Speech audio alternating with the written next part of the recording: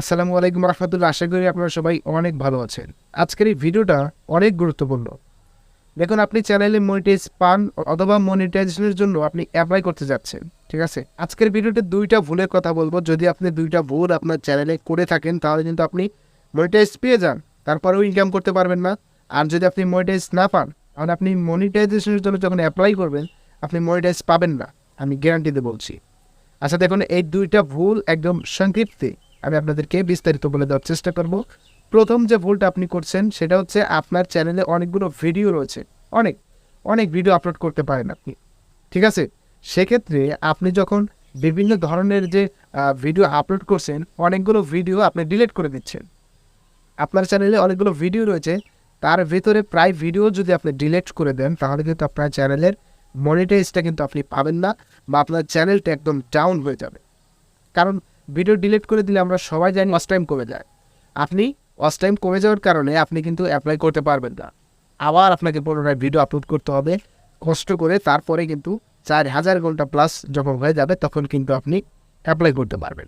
আচ্ছা, 2 নম্বর যে বিষয়টি রয়েছে সেটা হচ্ছে আপনার চ্যানেলের মেইন থিম যেটা রয়েছে, যেটা ক্যাটাগরি অনুযায়ী আপনাকে একটা মেইন থিম সিলেক্ট করতে হয়। ইউটিউব যেন বুঝতে পারে বা দর্শক যারা রয়েছে তারাও যেন বুঝতে পারে আপনার এই চ্যানেলটা এই রিলেটেড, এই জন্যই যেন আপনার দর্শক সাবস্ক্রাইব করেছে, যে ক্যাটাগরি যে নিস্টে, ঠিক আছে?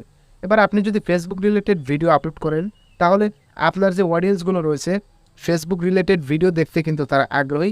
আপনার একটা ফেসবুক রিলেটেড ভিডিও ভাইরাল হয়ে যেতে পারে, আপনার ফেসবুক রিলেটেড অডিয়েন্স বেশি। এবার আপনি কি করলেন, হুট করে একটা ইউটিউব টিপসের ভিডিও আপলোড করলেন, তাহলে কি হলো, দুইটা ক্যাটাগরি এক হয়ে গেল। এখন দুই ক্যাটাগরি এক হওয়ার কারণে কিন্তু আপনার চ্যানেলটা কিন্তু র্যাঙ্কিং করতে সক্ষম হবে না। ইউটিউব মনিটাইজেশনের জন্য যখন আপনি আবেদন করবেন তখন কিন্তু ইউটিউব রিজেক্ট করে দিতে পারেন। এই একটা বিষয়। যদি আপনি সঠিক ব্যবহার করতে পারেন, যদি লিন রেখে ব্যবহার করতে পারেন তাহলে আপনি মনিটাইজটা পেয়ে যাবেন, ঠিক আছে?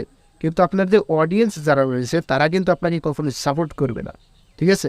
কারণ তারা ফেসবুক রিলেটেড, ফেসবুক দেখতে তারা আগ্রহী, তারা কিন্তু ইউটিউবের ভিডিওগুলো দেখবে না। তাহলে আপনাকে কি করতে হবে, যে ক্যাটাগরি, যে নিস্ট, যে টপিকে আপনি ভিডিও আপলোড করছেন সেই টপিকেই ভিডিও আপলোড করতে হবে, ঠিক আছে?